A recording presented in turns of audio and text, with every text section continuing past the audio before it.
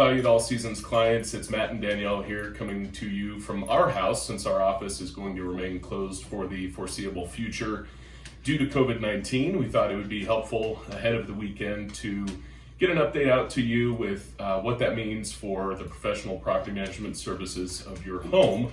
I'm sure the question at the forefront of all of your minds is the rent payments and what this will mean for you. Of course, we don't have a crystal ball. But I thought I'd hand it over to Danielle to update you on what we're seeing so far and what our plans are for the future. Danielle?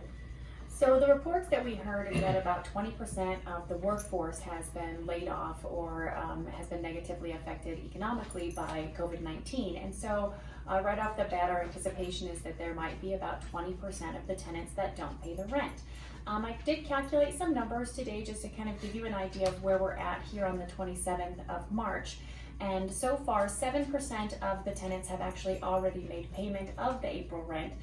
So that's a good figure for the 27th since we're pretty early and rent is not due until April 1st.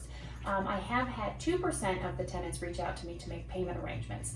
The good news about the tenants that are reaching out is that of those that have made contact with me, most of them have said that they are going to be able to make some sort of payment. So what I've been doing when I get those communications from the tenant is I've been reaching out to you, the homeowners, and we've been discussing whether or not we want to forgive a portion of the rent or defer a portion of the rent. Right now, we're recommending that we do deferments of the rent amount as long as it's not, or if it's a large amount that the tenant is requesting, because we can always go back and forgive that later. But our anticipation is that the months ahead are so questionable that we may have more potential tenants that cannot pay in May or even June. And so we don't want to, as we've been saying, give away the farm in April. So we're deferring payments or we're forgiving small amounts. But I would be communicating with you in that regard so that we can figure out what's going to work best for both your tenant and for you as we are navigating this new normal and trying to deal with the rent payments. I anticipate that after April 1st, we'll have a much better idea of how many tenants are not going to be paying. So be on the lookout for emails from me, and if you don't see one, then you can rest assured that your tenant is paid and that your proceeds will be coming in as per normal. Thanks. Obviously, another topic I'm sure a lot of you are concerned about is regarding maintenance. So far, our vendors, for the most part, continue to be available for us as we need them. A lot of our colleagues in our area and nationally have ceased doing any maintenance that's non-habitability related. In other words, if it's basic maintenance for the upkeep on the home, but it's not a life safety maintenance issue with sewer backups or heating issues or things along those lines, they're much like the rent payments, they're deferring having that maintenance performed. So far, that's not our plan. As long as the tenants are reporting maintenance, we're trying to get it addressed for them. Of course, vendors are utilizing their own protocol as far as virus prevention and so forth. But our goal is to continue maintaining your investment to the best of our ability, and therefore we are still dispatching on maintenance at this time. Certainly, if that changes, we will send out a notification or do another video update to let you know. But as far as what tenants are reporting, we obviously want to make sure we're getting them and their families taken care of. I'll let Danielle speak a little bit about the preventative maintenance items if you are on schedule to have any of the preventative maintenance services performed. So this is the time of the year that we typically are beginning our annual and biannual sewer maintenance, our annual air conditioning services. The sprinkler systems are set to be activated come May. And so those are all things that we're kind of keeping an eye on right now. We may be delaying some of those, but just for a short period of time. We've talked with the vendors, and some of the vendors are open to trying to start scheduling those appointments, but it is questionable whether or not tenants will schedule with them or whether we'll see increased stay-at-home orders, and so we won't be able to have the vendors go out and perform those services. Our goal is to continue to perform all of the preventative maintenance services that we are contracted to perform for you, but there is some potential that there may be delays, and we'll communicate with you as we go through the season. And we're going to just remain hopeful that we're going to be able to get all of those completed and just continue the course as usual. Yeah, and certainly the big one that we're tracking that Danielle mentioned is the sprinkler activations. Those of you that have been with our company for a while know that we always activate those in May. In the meantime, we have advised tenants to, of course, hand water on nice days and always disconnect the hoses from the spigots. It's our hope we can still get those activated to come May.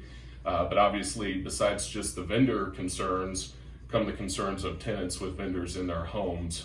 So we're trying to, as Danielle said, navigate how we're going to handle those, and we'll continue to keep you informed. If you have a property that was slated for a walkthrough, either a preliminary walkthrough, which would be for anyone that had tenants that moved in February 2020, or a lease renewal walkthrough for any leases that are expiring in the month of June of this year, we are switching that plan up a little bit for April.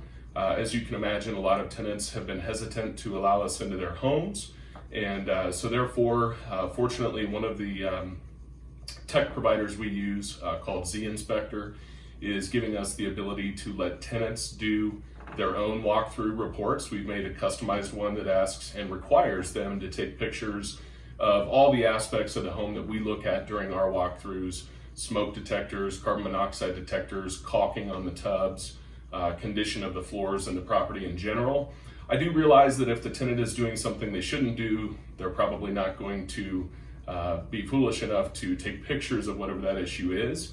But we are going to review those reports as they come in, and we may ask them for more pictures before offering a lease renewal or considering the walkthrough complete. Hopefully this is just a temporary solution, but it's the best we could come up with, and we do need to keep those lease renewals flowing so that we can continue to get leases renewed for you. We are considering possibly doing a walkthrough on these properties that are affected, that have to have this alternative method done, to do an actual walkthrough in the fall. Assuming we're past all this, that would be kind of a midterm walkthrough to kind of make up for not going this time.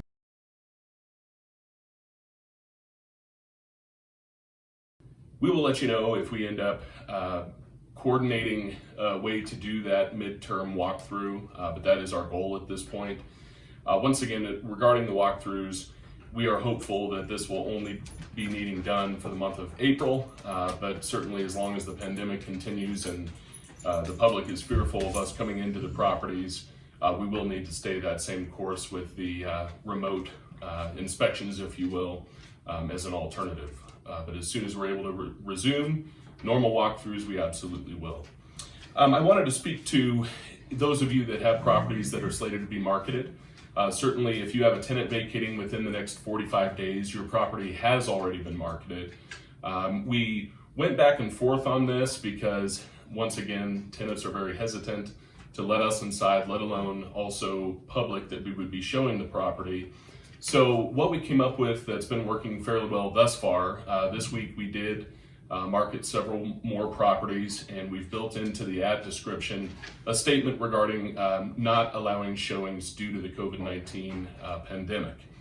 What we are seeing, though, is parties are applying for these homes sight unseen, which is very encouraging. In this week alone, I would say we've had several applications on our marketed properties.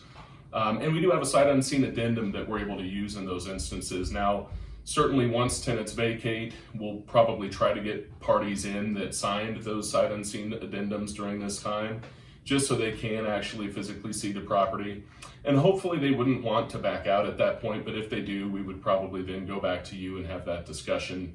But hopefully that won't come up. Again, our properties are always maintained to such a high standard and very presentable once we've done our turnover between tenants, that I would think most parties, unless they've had a change in their life, are going to agree to move forward with the lease.